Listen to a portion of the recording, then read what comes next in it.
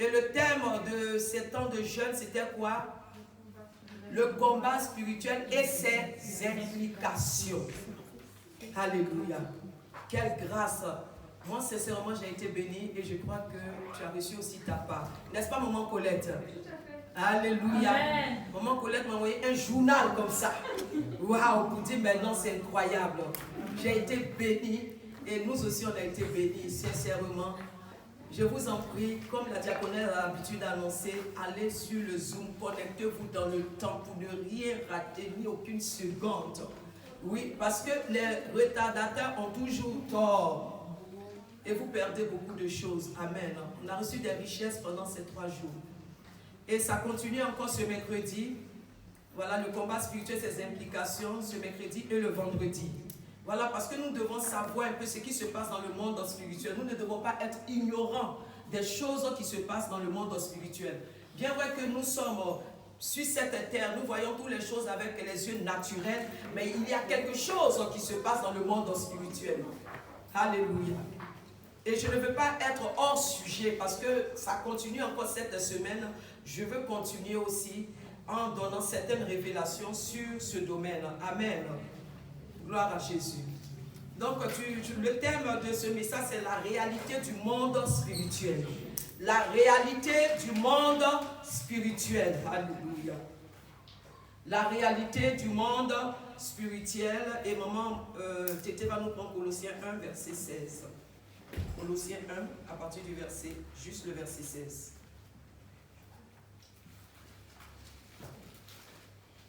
Colossiens 1, verset 16. La Bible dit, car en lui ont été créées toutes les choses qui sont dans le ciel et sur la terre, les visibles et les invisibles, trône, dignité, domination, autorité, tout a été créé par lui et pour lui. Alléluia. Est-ce qu'on peut acclamer la parole du Seigneur? Amen. Gloire à Jésus. Dans cette version, il dit, en lui, tout fut créé dans les cieux et sur la terre. Alléluia.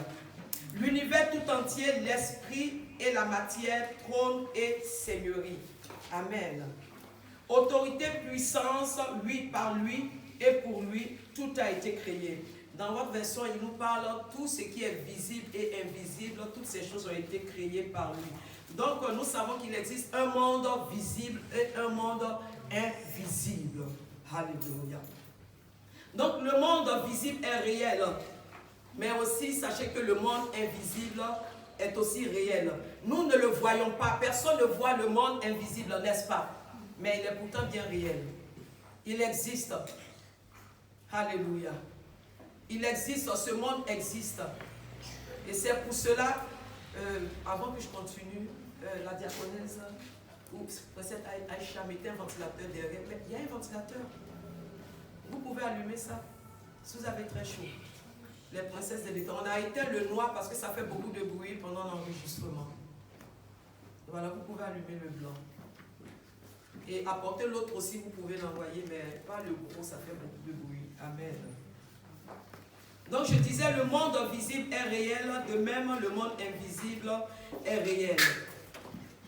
Le monde invisible est un monde que nous ne voyons pas, mais le monde visible est un monde que nous voyons. Amen. Et nous sommes dans ce monde visible, où je vois le frère, je vois la sœur, je vois, amen, des arbres, je vois un peu tout. Mais tout ce qui concerne le monde invisible, nous ne le voyons pas, c'est caché. Amen. Mais toutes ces choses ont été créées par le Seigneur. Alléluia. Toutes ces choses ont été créées par le Seigneur. Le monde des esprits est un monde sans émotion. Oui, parce que le plus souvent, ceux qui rêvent un peu disent, je suis allé au 7e ciel. Il n'y a pas de 7e ciel. Ça n'existe pas. Il existe 3 cieux. Amen. Le premier ciel, où nous sommes, que nous voyons un peu tout ce qui se passe. Ensuite, il y a un 2e ciel. Le 2e ciel, là où règnent les principautés, les esprits méchants dans les lieux célestes. Le 3e ciel est là où règne Jésus-Christ de Nazareth. Amen. Donc, quand tu meurs, il faut savoir où tu vas. Il ne faut pas dire que tu es allé au 7e ciel. Tu es rentré au 3e ciel. Amen. C'est là où il y a la gloire de Dieu, le règne de Dieu, la puissance de Dieu. Donc, ceux qui n'ont pas la révélation, c'est un peu les païens, disent, ah, j'étais au 7e ciel. Et quand ils sont tellement heureux, ils disent, ah, mais j'étais dans le 7e ciel. Ça n'existe pas, il existe 3 cieux. Le premier ciel, le deuxième ciel et le 3e ciel. Je disais tout à l'heure que le monde des esprits est un monde sans émotion où seuls les sacrifices comptent. Seuls les sacrifices comptent. Le monde des esprits a des lois et des principes. Le monde des esprits méchants a des lois et des principes. De même, le royaume de Dieu a aussi des lois et des principes que nous devons respecter. Oui, quand je vous parle du monde des esprits impurs, ils ont leurs principes, ils ont leurs lois, ils savent comment ils fonctionnent. Mais le royaume de Dieu aussi a ses principes. Et ces principes se trouvent où ça? Dans la parole de Dieu. Et c'est avec cela que nous devons marcher. Quand nous ne marchons pas selon ces principes, l'ennemi peut avoir accès à nos vies. Or, à temps normal, le fait déjà de l'avoir reçu comme Seigneur et Sauveur personnel de nos vies, normalement, il n'a plus droit à nos vies. Mais souvent, par faiblesse, nous ouvrons des portes. Il arrive par faiblesse, nous commettons des péchés et l'ennemi a accès à nos vies. J'ai voulu vraiment insister dessus. Je préfère qu'il y ait du silence. Amen. Gloire à Jésus. Prochainement, on se rassure que ceux qui n'ont pas de Bible prennent les Bibles comme ça. Tout est silencieux, il n'y a pas de distraction. Amen. Gloire à Jésus. J'en parle parce que je ne voudrais pas que l'Église soit dans l'ignorance. Et c'est pour ça que j'ai dit qu'on a été vraiment bénis pendant ces 3 jours. Tu peux venir à l'église, avoir reçu Jésus, avoir pris ton baptême, et tu peux oublier qu'il y a un monde invisible qui existe. Donc c'est important d'en parler pour ne pas que l'église soit ignorante de ces choses, pour ne pas que la jeunesse soit ignorante de ces choses. Il est très important que maman Nicole, maman Françoise, Yoann sache qu'il y a un monde invisible que vous ne voyez pas. Oui, mais Dieu permet que certaines personnes qu'on appelle des sentinelles, des visionnaires, puissent avoir accès à ce royaume-là. Alléluia. Ça me rappelle la vision que l'homme de Dieu a donnée, le prophète. Et aussi, moi, je l'avais vu en rêve. En ce moment, je n'étais pas encore assise dans la foi. Je suis allée dans une église. Et pour moi, c'était pour une retraite spirituelle. Et la nuit, je me suis couchée comme mon Dieu pouvait dormir là-bas, jeûner, prier et dormir. La même nuit, quand j'ai dormi, je voyais cet homme qui était comme le responsable dans l'église. Et d'un coup, dans mon rêve, je voyais qu'il marchait avec les fesses par terre, mais les pieds étaient en haut. Donc, je ne comprenais pas. Donc, mon rêve était troublé. Et à un moment, ce n'était plus les fesses, je voyais sa tête qui était complètement par terre et puis les pieds étaient en haut. Et quand je me suis réveillée le matin, j'ai demandé, j'ai voulu aller vers lui et puis je ne sais pas, mais une force m'a poussé d'aller vers un autre homme de Dieu qui était l'un de ses collègues. Il a dit, ne dis à personne. Il m'a dit, ne dis à personne, ferme ta bouche.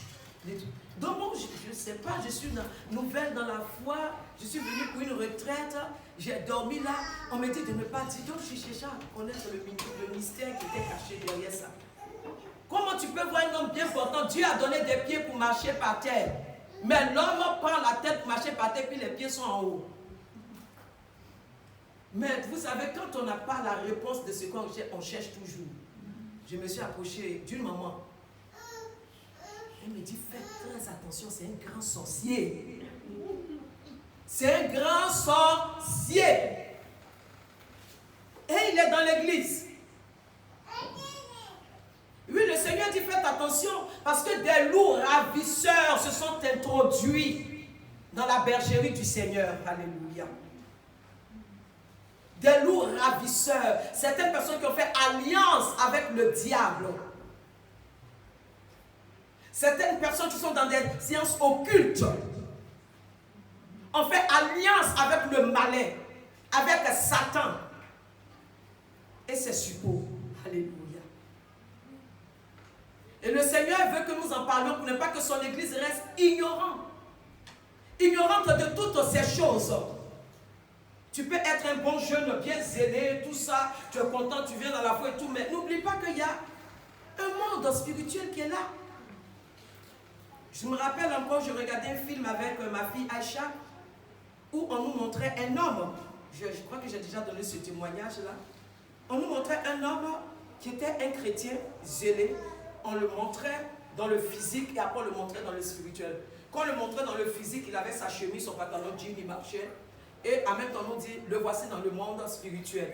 Et dans le monde spirituel, il avait le casque du salut, il avait le bouclier de la foi, il avait les chaussures, il avait le zèle, il avait le manteau, il avait l'épée. Et il marchait comme ça, comme un soldat. Comme un soldat. Mais nous sommes les soldats de Jésus. Et c'est pour ça que quand nous ignorons notre identité, mais Satan s'en moque. Il dit, mais comme il ne connaît pas son identité, j'en profite. Et l'ennemi en profite, il nous fait du mal. Donc il est important que tu connaisses ton identité. Alléluia. Parce que si tu es ignorant de toutes ces choses, l'ennemi va te balloter de gauche et à droite. Il va faire de toi sa bouffée. Alléluia. Dis à quelqu'un, ne sois pas ignorant de ces choses. Le monde invisible est réel. Le monde des ténèbres. Le monde là où Satan et les esprits déchus, c'est-à-dire les anges déchus, parce que quand il a désobéi à Dieu dans le ciel, il a été déchu avec un tiers des anges. Ils ont été précipités sur la terre. Oui, et le Seigneur a dit, malheur aux hommes, parce que Satan est descendu sur la terre. Lui, parce qu'il a dit, mais c'est pas possible. Lui qui était dans le ciel là-bas, ils ont fait Sun-Li à son image. Il a fait Sun-Li. Lui, Dieu, il a fait Sun-Li. Françoise à son image. Il a fait Yoann à son image. Mais et moi, Lucifer. Ah oui. Donc, Satan est en guerre contre les chrétiens. Satan est en guerre contre les croyants. Il est en guerre contre Guillaume. Alléluia. Il est en guerre contre ceux qui ont décidé de marcher avec Jésus. Pas les religieux, je ne parle pas des religieux. Pas les faux semblants là, des chrétiens là, qui font un pied dans le monde et puis un pied à l'église. Non, toi, Satan n'a pas besoin de toi. Parce que tu l'appartiens déjà. Pas ceux qui ne prient pas, ceux qui n'ont pas de vie de consécration, ceux qui font ce que le monde aime. Oui, tu es déjà dans son filet. Donc, il ne te dérange même pas. Il ne se fatigue pas pour toi. Alléluia. Prenons le livre de Daniel 10. Daniel 10, maman Alice va prendre pour nous Daniel 10, versets 12 à 13. Et la diaconesse Fatou va nous prendre Apocalypse 12, juste le verset 17. Daniel 10, 12 à 13. Et Apocalypse 12, juste le verset 17. Daniel 10, 12 à 13. Il me dit, Daniel, n'écris rien, car dès le premier jour où tu as eu à cœur de comprendre et de t'humilier devant ton Dieu, tes paroles ont été entendues et c'est à cause de tes paroles que je viens. Alléluia. Le chef du royaume des Perses m'a résisté 21 jours. Maman Alice va continuer tout à l'heure. Qui l'a résisté? Le prince de Perse. Là où il est, pendant combien de jours? Pas un jour, 21 jours. Tu peux continuer, maman Alice. Le chef du royaume de Perse m'a résisté 21 jours. Wow. Mais moi, Michael, l'un des principaux chefs, est venu à mon secours et je suis demeuré là auprès du roi des Perses. Alléluia. Sois béni, maman Alice. Donc, pendant 21 jours, Daniel était en train de prier. Or, Dieu avait déjà entendu sa prière. Mais, il y avait cet esprit qui était en train de le résister, qui était en train d'empêcher qu'il comprenne cette révélation, qu'il ait la révélation, savoir qu'il était déjà exaucé. Alléluia. Et le chef de Perse était sur la ville.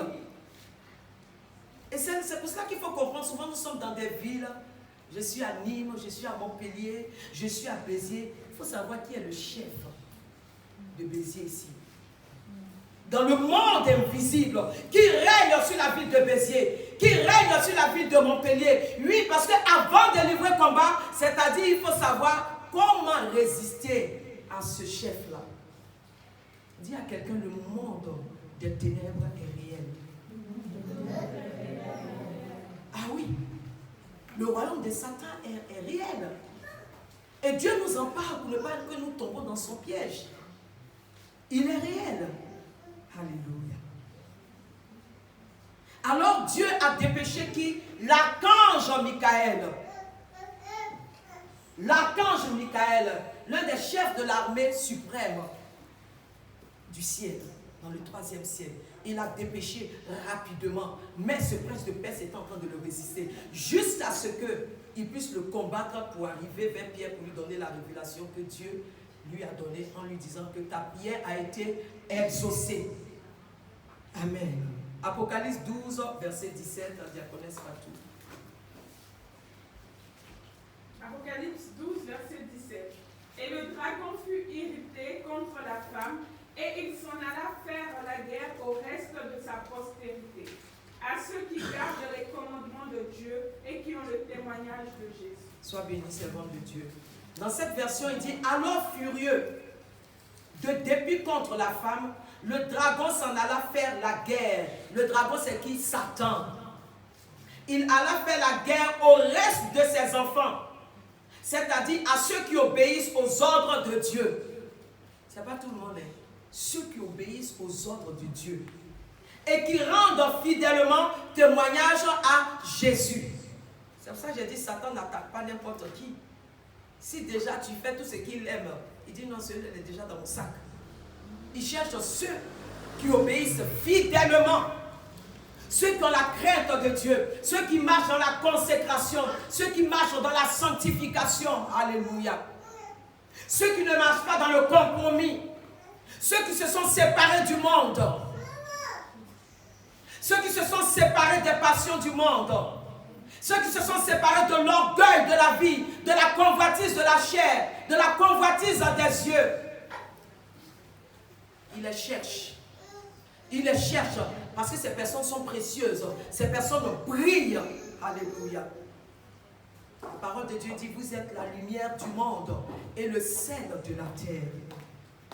Et la Bible me dit ici qu'il est furieux. Il dit, le dragon s'en alla faire la guerre. Donc depuis que maman Alice a accepté, elle dit, le monde est derrière moi, mais la croix est devant moi. Alors il s'est levé, il est en guerre. Lui, il s'est levé contre elle. Et c'est pour ça qu'il ne baisse pas la garde. Ne pas baisser la garde, c'est être dans une intimité avec Jésus. Constamment dans la prière. La prière est comme une clôture de feu, comme un bouclier qui nous garde. Alléluia. Et si ce n'était que ça seulement, mais l'ange que Dieu a emporté auprès de chaque croyant travaille. Alléluia. Maman Françoise est un ange. Maman Nicole est un ange. Lui, c'est ce que la parole de Dieu nous dit, qu'il a mis un ange auprès de chaque croyant. Guillaume est un ange. Mais est-ce que tu donnes du travail à ton ange? Si tu dors matin, midi, soir, tu ne fais rien, tu ne fais que te lamenter, crier, pleurer et tout. L'ange, il est là, il est oisif, il est désœuvré, parce qu'il attend qu'on lui donne l'ordre, parce que lui, c'est selon l'ordre qu'il se lève. Il y a des gens qui ont des anges et puis ils sont assis. L'ange est là. Amen, acclamons Jésus. Il y a des anges à tes côtés. Dieu a prêté un ange auprès de Saint-Libert qui est au chômage, parce que tu cherches ton secours ailleurs. Tu as un ange, alléluia. Ouvre la bouche et proclame, alléluia. Ouvre ta bouche et proclame, alléluia. Yoann a un ange de Dieu à ses côtés.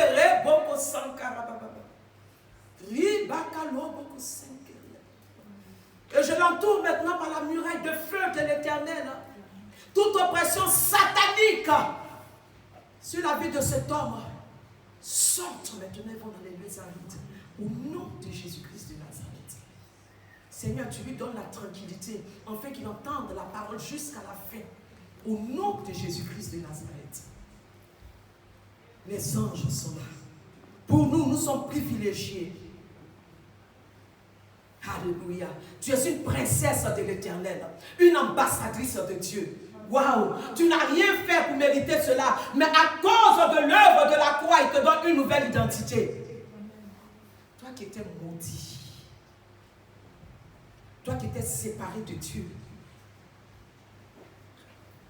Aujourd'hui, Colette a de la valeur, Yoann a de la valeur. Alléluia.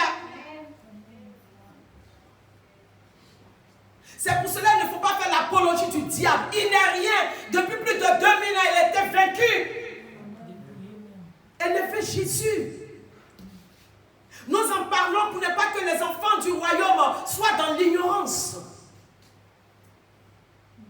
Alléluia.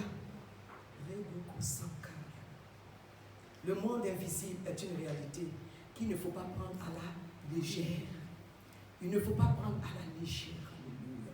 Et nous allons prendre notre texte de base aujourd'hui qui est Luc 13. Alléluia. Luc 13 à partir du verset 10 qui nous parle de la femme courbée. Alléluia.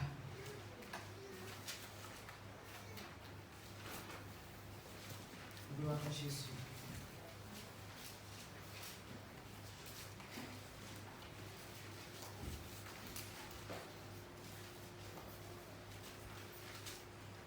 Tu peux lire pour nous, maman Alice, s'il te plaît. À partir du verset 10. Jésus enseignait dans une des synagogues le jour du sabbat. Et voici, il y avait là une femme possédée d'un esprit qui la rendait infirme depuis 18 ans.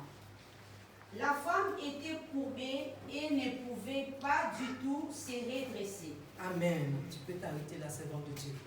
Alléluia. Sois béni. Au verset 10, dans cette version, il dit, un jour de sabbat, Jésus enseignait dans une synagogue. Il se trouva une femme qui, depuis 18 ans, était sous l'emprise d'un esprit qui la rendait infirme. Dans d'autres versions, d'un esprit impur. Elle était toute voûtée. Dans d'autres versions, elle était courbée. Elle ne pouvait jamais se redresser complètement. Donc, elle marchait comme ça. Pendant 18 ans. Mon Dieu, que c'est fatigant. Nous, si on nous demande de faire ça, je demande à maman Landry de faire ça en 15 minutes. Elle va dire, maman, je suis fatiguée. Mais 18 ans. Satan avait possédé cette femme. La Bible me dit qu'elle était, c'était pas une oppression, hein, parce qu'il fait la différence entre une oppression et une possession. C'est deux choses très différentes. Amen.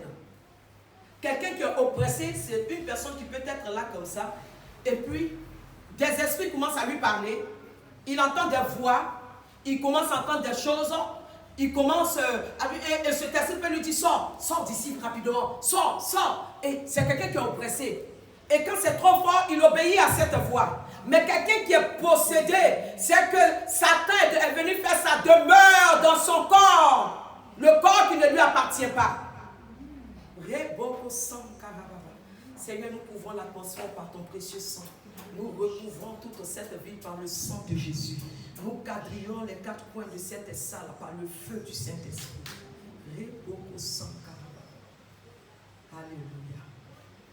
Je sais que les mamans qui sont à l'accueil veillent sur la porte. Alléluia. Afin que personne ne court et sorte. Alléluia. Quand nous venons à Dieu, étant fatigués, il nous donne le repos. Alléluia. Gloire à Jésus. Gloire à la nuit. Elle était toute voûtée et ne pouvait jamais se redresser complètement. Mais lorsque Jésus la vit, il l'appela et lui dit, femme, tu es délivrée de ton infirmité. Lorsque Jésus la vit. Ma question, est-ce que Jésus te voit? Mais où Jésus a vu cette femme? Voici la bonne question. Il a vu où? Dans la synagogue. Elle n'était pas ailleurs. Dans la synagogue. Alors si tu es dans l'église, c'est qu'il te voit. Acclame Jésus parce qu'il te voit. Lui, tu n'es pas inaperçu, il te voit. Jésus voit Françoise. Jésus voit Yoann. Alléluia. Je suis voir Colette. Je suis voir maman Nicole. Je suis voir Sandra. Alléluia. Lui, il nous voit tous. Il n'est pas aveugle. Parce qu'on ne loue pas un Dieu qui est fait en bois, en statue et tout. Notre Dieu parle, il voit, il a les yeux, il n'est pas aveugle. Alléluia. Jésus guérit une femme le jour du sabbat. Mais ça a été un problème, n'est-ce pas? Ça a été un scandale. Pour qui? Pour les pharisiens. C'était un scandale pour eux. Parce que le jour du sabbat, on ne doit rien faire. C'est ce que la loi mosaïque nous a appris. Selon la loi mosaïque, selon l'ancienne alliance, le jour du sabbat, on ne fait rien. Donc ils ont commencé à dire à Jésus, attends, normalement tu n'as pas droit. Et Jésus leur dit, mais qui de vous, si le jour du sabbat, si son enfant devait peut-être mourir, ou bien si son bœuf avait soif, n'allait pas lui, est-ce que tu ne serais pas allé lui donner à boire? Quand tu vas dans d'autres versions, Jésus pose la question encore. Il dit le jour de sabbat. S'il y avait quelqu'un pour qui nous devions prier, pour qu'il guérisse, dans le cas où nous ne prions pas pour qu'il guérisse, soit c'est la mort. Que choisirez-vous? La prière pour qu'il guérisse ou bien on le laisse mourir? Les pharisiens étaient encore dans la confusion. Jésus a confondu leur sagesse de folie. Alléluia. Bien aimés, nous devons comprendre beaucoup de choses. Jésus guérit une femme le jour du sabbat. Cette scène avait lieu dans une synagogue. La synagogue, c'est comme ici aujourd'hui, on dit temple. Amen. C'est un lieu de prière, un lieu de rencontre où on parle de Dieu. Et cette synagogue était remplie de religieux. Ils n'avaient pas la révélation. Cette synagogue était morte. En fait, ils vivaient dans un sommeil spirituel. Il n'y avait aucune révélation. Donc, Jésus qui fit son entrée dans la synagogue, au travers de ce miracle, apporta le réveil dans cette synagogue. Jésus est allé leur apprendre comment adorer Dieu. Alors ils ont commencé à se plaindre, mais c'est le jour du sabbat, mais ils ne savaient pas en réalité que le sabbat était devant eux. Le sabbat était la personne de Jésus. Le sabbat n'est pas seulement un jour, mais c'est une personne. Alléluia. C'était Jésus. Et le jour du sabbat, que l'ancienne alliance considère comme un jour de repos, Jésus était rentré dans cette synagogue pour donner du repos à cette femme qui était courbée. Alléluia. Il est venu donner du repos à cette femme qui était courbée pendant 18 ans. Le repos était rentré dans cette synagogue. Mais ils n'avaient pas de révélation. Ils étaient endormis. Ce n'était que des religieux qui lisaient seulement, comment ils appellent là, leur parchemin et tout ça, leur Torah et tout ça. Mais ils n'avaient rien compris de la révélation du Fils de Dieu. Alléluia. Les traditions pharisaïques attachées au sabbat constituaient une véritable opposition au miracle que Dieu voulait faire au travers de son Fils unique. Alléluia.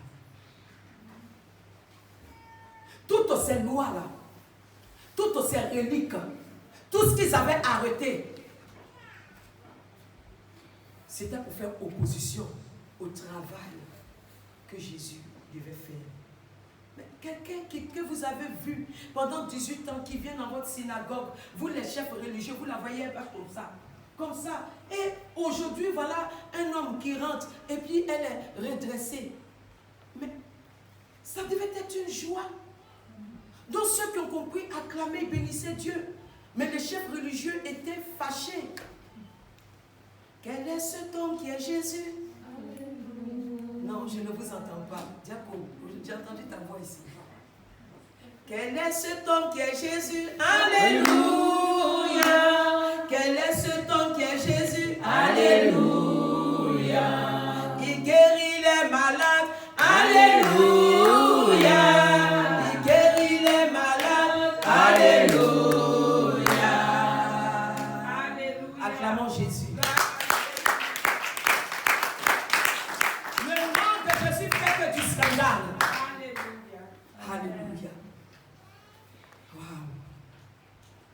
son nom est puissant.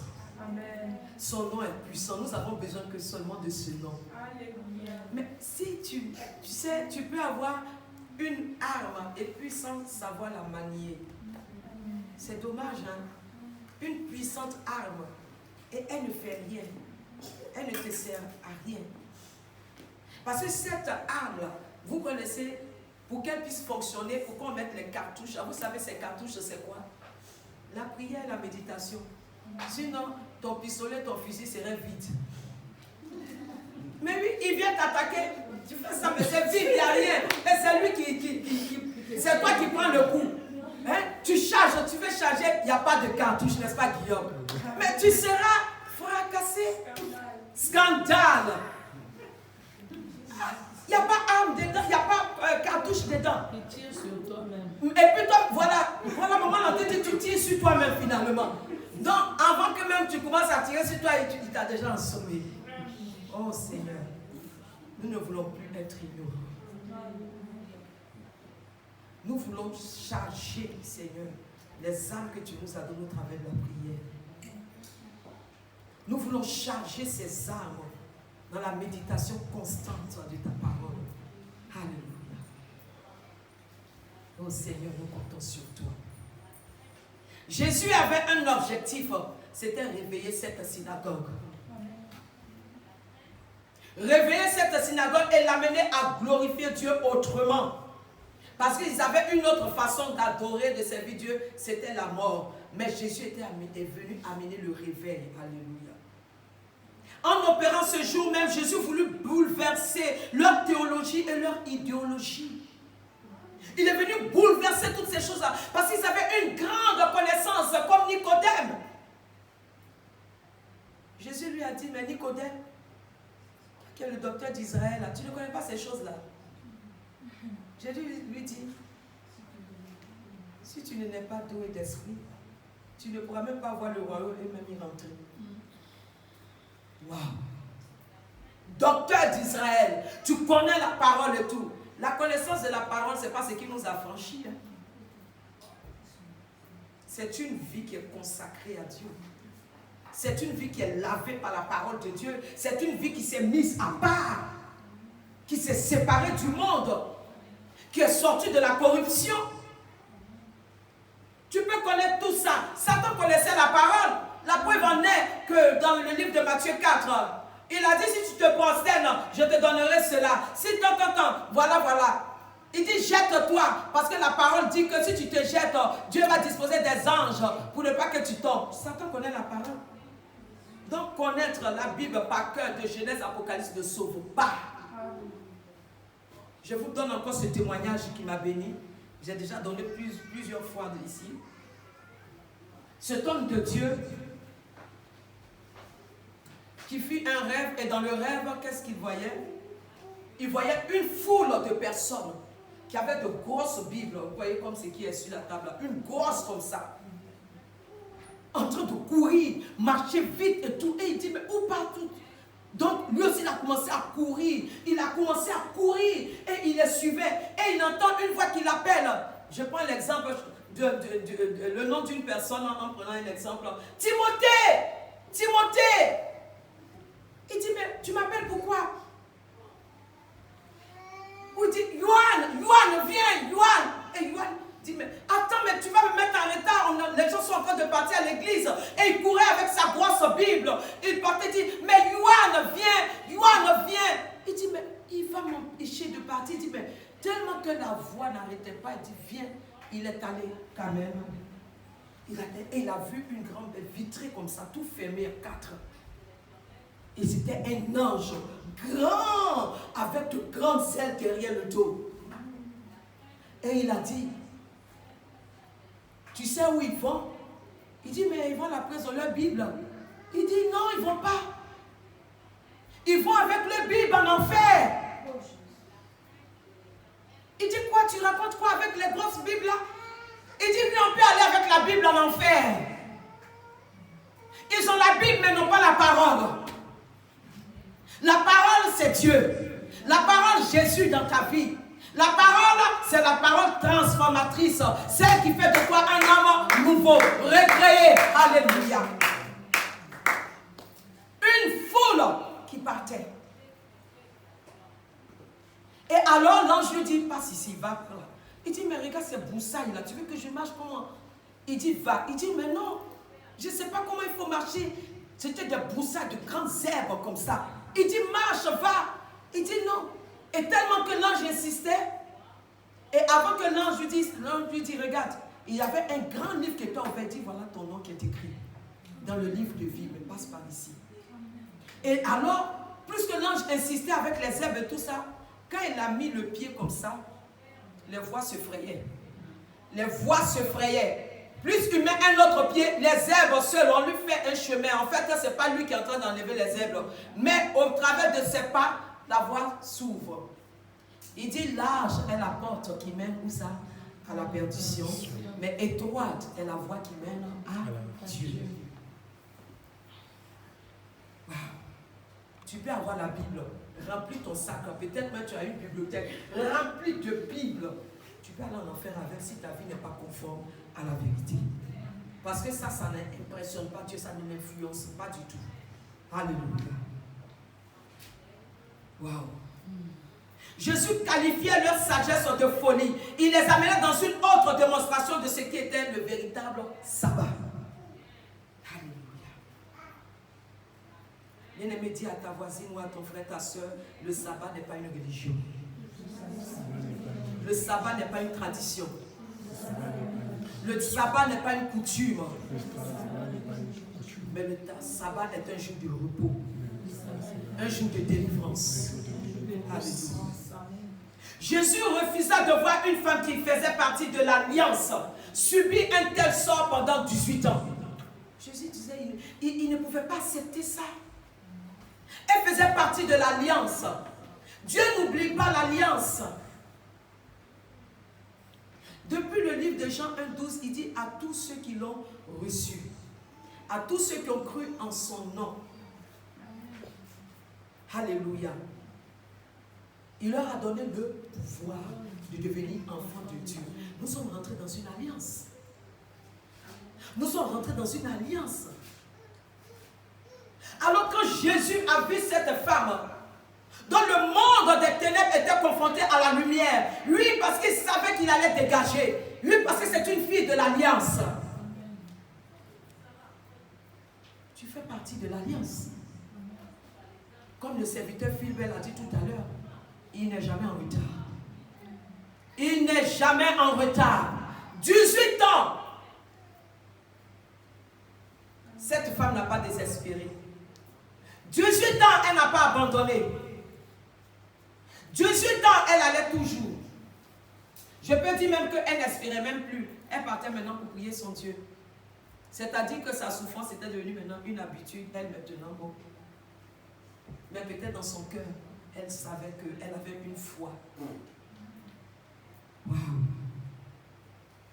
Pour nous, les épreuves viennent 2 jours, 3 jours. Ouh, vraiment, tu sais, j'ai jeûné même. J'ai jeûné. Tu sais, même tes 40 jours de jeûne, ça n'influence pas Dieu. C'est quand lui, il a décidé que les choses se font. Alléluia. Mais quand nous sommes fatigués, nous pouvons crier à lui pour qu'il nous libère. Alléluia. On nous dit la femme là, cette femme là, qui était dans cette synagogue, était possédée d'un esprit qui la rendait infirme. Un esprit impur, un esprit mauvais, un esprit méchant. Alléluia. Un esprit qui la tenait captive. Amen. Un esprit qui avait élu domicile dans son corps, qui avait pris son corps pour résidence. Alléluia. Bien-aimé, si vous vous rappelez pendant ces 3 jours, l'homme de Dieu nous a dit, Satan est immatériel, c'est un esprit. Il est immatériel, c'est un esprit. Et il cherche un corps. Parce qu'il n'est pas bien comme ça. Il cherche toujours un corps. Il veut rentrer quelque part. Parce que c'est dans un corps il s'épanouit. Oui, Satan cherche un corps. C'est dans un corps il s'épanouit.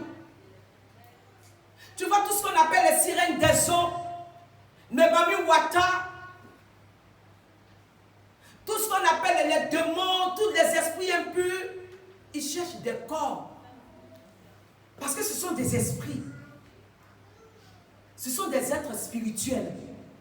Donc, ils cherchent toujours un corps pour se sentir bien. Mais quand il n'y a pas de corps, ils font quoi? La Bible nous dit quoi? Ils sont en train de errer. Ils cherchent un corps. C'est ça, la Bible nous dit quoi? Satan fait quoi? Il rôde comme un lion, sachant qu'il dévore. Il cherche un corps où entrer. C'est pour ça que quand nous ouvrons des portes, il rentre et puis saccage nos vies. Alléluia. Le désir de ces mauvais esprits-là, c'est d'habiter dans des corps et les posséder. Maman Alice va prendre Luc 8, juste à partir du verset 2. Et la princesse Aïcha va nous prendre Matthieu 12, à partir du verset 43 à 44. Luc 8, 2, Matthieu 12, 43 à 44. Les 12 étaient auprès de lui avec quelques femmes qui avaient été guéries d'esprits malins et de la maladie. Marie, dite de Magdala, de laquelle étaient sortis 7 démons. Sois béni, maman Alice. De Marie de Magdala est sorti combien de démons? 7 démons. Donc, ces démons avaient possédé. Vous voyez, comme souvent on parle de Satan. Oh, mais au lieu de parler, lui, il y a longtemps, on parle du royaume, Jésus arrive bientôt, n'est-ce pas? Ça, c'est le message central même de maman. J'aime bien parler de ça, mais aujourd'hui, je suis en train de vous dire. Je vais rester dans ce même esprit avec les hommes de Dieu depuis la mission en Côte d'Ivoire. Amen. Pour vous dire que Satan est une réalité. Ne soyez pas ignorants. Il avait possédé le corps de Marie de Magdala par 7 démons. Pour vous dire que les esprits impurs cherchent des corps. Donc, quelquefois, vous pouvez voir une personne qui est bien normale, et bien cool, tu vois, la personne devient bizarre et tout. Il ne faut pas l'insulter, il ne faut pas critiquer, il faut prier. Parce qu'il y a eu une porte qui est ouverte quelque part. Ça peut être papa, ça peut être maman, ça peut être enfant. Ça peut être ton frère, ça peut être ta soeur. Il faut prier. Alléluia. Parce que nous avons une arme qui est remplie de cartouches, n'est-ce pas, Guillaume?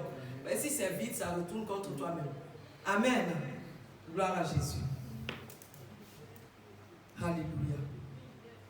C'est qui est la prochaine? Matthieu 12, 43. 43 à 44, je lis la parole. Lorsque l'esprit impur est sorti d'un homme, il va par des lieux arides, cherchant du repos, et il n'en trouve point. Alors il dit, je retournerai dans ma maison d'où je suis sorti. Et quand il arrive, il trouve vide, balayé et orné. Amen. Sois béni, servant de Dieu. Je lis dans cette version, il dit, quand un mauvais esprit vient à sortir d'un homme, il se met à parcourir des lieux arides, ça et là, à la recherche d'un lieu de repos. Donc vous savez où l'esprit retrouve son lieu de repos? Dans la vie de l'homme. Il cherche un lieu de repos. Il cherche. Donc quelquefois les oppressions, ça vient comme ça. Tu es là, vous savez, j'ai tellement de témoignages sur ces choses-là, où que ce soit à Londres, que ce soit ici même en Côte d'Ivoire, tu vois même quelquefois ces esprits-là les amènent à se frapper. Ils se giflent. Ces personnes se frappent. Et tout ça. Une fois, j'étais confrontée à une maman là. Elle dit, tu vois, il est en train de me prendre des photos. Il me prend, il te prend des photos comment? Elle dit, il me prend des photos. Il me prend, regarde-le, regarde. Bien aimé, le monde des esprits méchants est réel. Hein? N'ouvrez pas la porte au diable. Hein? N'ouvrez pas la porte à l'ennemi, à Satan. Dieu nous garde, mais attention, c'est pour cela que le Seigneur nous dit, veillez et priez mes enfants, veillez et priez, parce que plus tu es dans une communion avec le Seigneur, plus tu es dans une méditation constante de la parole de Dieu, qu'est-ce qui se passe? Il te protège. Parce que la parole est un feu, ça fait que l'ennemi ne peut pas avoir accès à ta vie. Quand il dit veillez et priez pour ne pas tomber dans la tentation, c'est-à-dire qu'il n'y a pas de prière, il n'y a pas de méditation de la parole de Dieu, mais tu es tenté. Tu tombes dans le piège de l'ennemi. Tu passes le temps à vadrouiller, à faire autre chose. Tu es sur comment on appelle, les réseaux sociaux jusqu'à fatiguer. Tu veux regarder une petite chose. Voici une pub de quoi? De pornographie qui vient. Ah, mais Jésus m'a dit, mais ça là, c'est pas moi qui l'ai envoyé. Attends, je vais voir, qu'est-ce qu'il veut me dire même? Tu es déjà même, il veut me dire, il t'a déjà tout dit, mais tu es déjà maintenant. Le temps que tu t'en rends compte, il est déjà 18h. Tu Oh, depuis 10h du matin. Tu voulais voir du petit pub là, il t'a mis jusqu'à chaud. Il est rentré. Tu commences à dormir maintenant, tu fais rêve.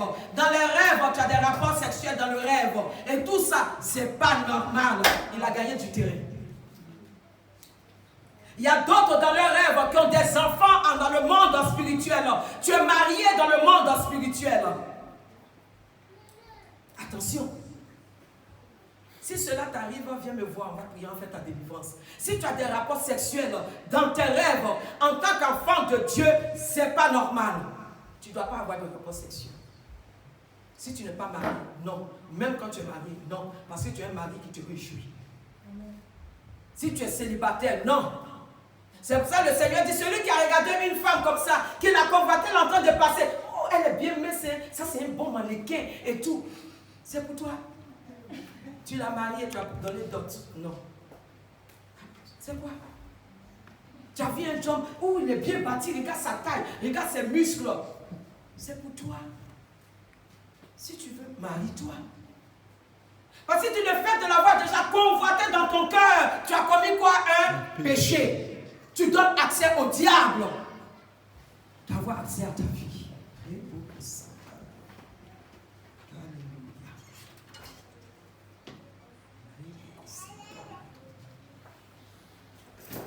Oui, Seigneur, nous comptons sur ta grâce. Nous comptons sur ta grâce parce que je sais que tu gardes chacun de tes enfants. Alléluia. Tu gardes chacun de tes enfants, Seigneur. Tu glorifies ton nom. Alléluia. Merci pour ton esprit. Merci pour ta présence. Le fou de Gadara était possédé. Par qui? Par des démons. On a demandé qui était dans son corps. Il a dit quoi? Légion. Et légion, c'est combien de démons? Il y avait 6000 démons dans son corps. Regardez une personne. 6000 démons dans son corps. On ne va pas lire. Amen. Dans le livre de Marc 5, 2 à 12, tu peux le lire chez toi.